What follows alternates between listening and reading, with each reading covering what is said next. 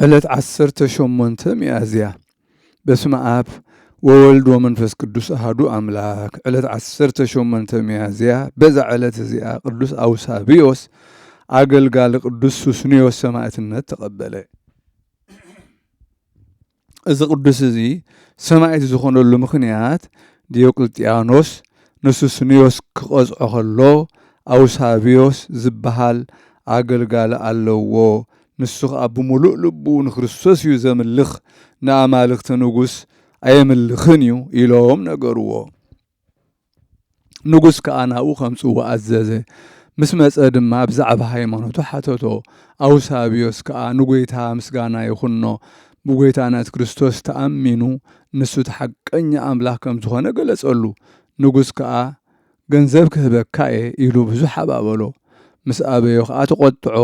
ንኣማልክቱ ብምሕዳጉ ድማ ዓብዪ መቕፃዕቲ ቀጽዖ። እዚ ቅዱስ ከዓ ንንጉስ ብዛዕባ ንእግዚአብሔር ምምላኽ ምሕዳጉ ገሰጾ። ንጉስ መሊሱ ቁጥዓን ብስጭትን ወሰኸ።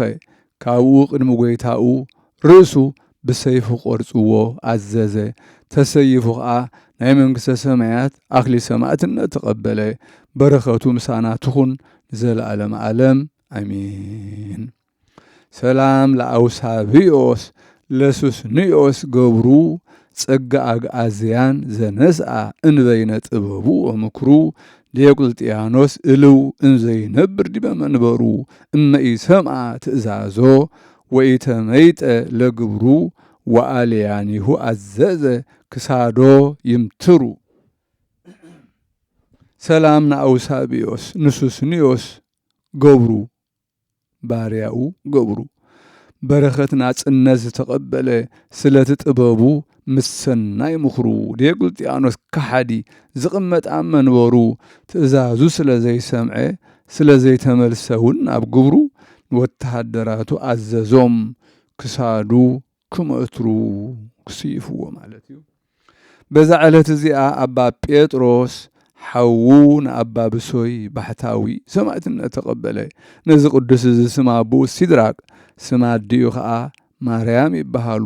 ምስ ወለድዎ ከሪሳ ዝተባህለት ሓብትነኡ ወሰደቶ። ምስ ወዳ ብሶይ ከዓ ጽቡቕ ጌራ ኣዕበየቶ። 7 ዓመት ምስ ገበሩ ናብ መምህር ወሰደቶም። እቲ መምህር ከዓ ኩሉ ሕጊ ቤተ ክርስቲያን መሃሮም። ብጾም ብጸሎት ተቐመጡ። ካብ ጎይታ ከዓ ገቢረ ተኣምራትን መንክራትን ተዋህቦም። መልአክ እግዚአብሔር ቅዱስ ገብርኤል ተገልጸሎም። ምስጋና ንዑ ይኹን። ምንቲ ክርስቶስ ሰማዕትነት ከም ዝቕበሉ ነገሮም። ድሕሪ ቁሩብ መዓልታት ሰይጣን ዲዮቅልጥያኖስ ከሓዲ ኣስሓቶ ንጣዖታት ከም ዝሰግድ ገበሮ። ሽዑ ነዞም ቅዱሳን ክርስቲያን ብምዃኖም ከሰስዎም። አርያኖስ ገዛእን ጽና ምስ ሰምዐ ናብኡ ጸውዖም። ንጣዖታት ስገዱ ኢሉ ከዓ ኣገደዶም። ምስ ኣበይዎ ከዓ ኣብ ልዕሊ ሕንባዝ ሰቐሎም። ደሞም ክሳብ ዝውሕዝ ቀጥቀጥዎም። ንብፁዕ ጴጥሮስ ግና እቲ ስጋኡ ካብ ብዝሒ ጾምን ጸሎትን ስለ ዝደኸመ እቲ ስቓይ ምስ ተፈለጦ ሽዑ ከዓ መልአክ እግዚአብሔር ካብ ሕማሙ ኣሕወዮ። አርያኖስ ገዛእ ንጴጥሮስ ድሕሪ ዝኹሉ መቕፃዕቲ ጥዑይ ኮይኑ ምስ ረኣዮ ናብ ምብራቕ ዓዲ ወሲዶም ርእሱ ብሰይፊ ቆርጽዎ ኣዘዘ። ኣባ ብሶይ ኣብ ቤት ማእሰርቲ ከሎ መልአክ መንጢሉ ናብ ሓዉ ጴጥሮስ ኣብጽሖ። ተሓቋቂፎም ከዓ ነናሓድሕዶም ተሰዓዓሙ። ኣብ ኢየሩሳሌም ሰማያዊት ከኣኻኽቦም ከዓ ናብ እግዚአብሔር ጸለዩ። እንሆ ከዓ ካብ ሰማይ ከም ዝብል ቃል ናብኣቶም መጸ። ኦ ተጋደልቲ ኣብ ጉባኤ ሰማያት ብሓደ ክትህሉ ኢኹም፣ ኣብ ምድሪ ከዓ ስጋኹም ኣይፈላለን እዩ በሎም። ካብኡ እቲ መልአኽ ንኣባ ብሶይ ናብቲ ቤት ማእሰርቲ መለሶ። እቶም ወተሃደራት ከዓ ንሓያል ተቓላሳይ ኣባ ጴጥሮስ ርእሱ ቆረጽዎ እሞ ነቲ ስጋኡ ኣብ ልዕሊ ዕንፀይቲ ሰቐልዎ።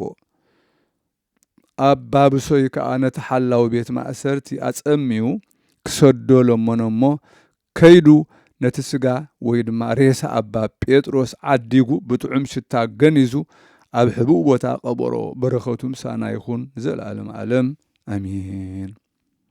ሰላም ለጴጥሮስ ሰናየ ላሂ ወገጽ በግብር ንዱቅ ወበሃይማኖት ህኑጽ ሶብ አምተሮ በመጥባይት መኮንነ ግብፅ ድህረ ወድቀ መልዕልተ ምድር ርእሱ ቁሩጽ ስጋሁ አለ ስቁለ ብእጽ ሰላም ለጴጥሮስ ጽቡቕ ዝወዙ ጽቡቕ ገጽ ብግብር ንዱቕ በሃይማኖት ህኑጽ ምሰምተሮ ብስሕለት መኮንነ ግብፅ ኣብ ልዕሊ ምድሪ ወደቐ ርእሱ ቁሩጽ ስጋኡ ከዓ ወዓለ ተሰቂሉ ኣብ እጽ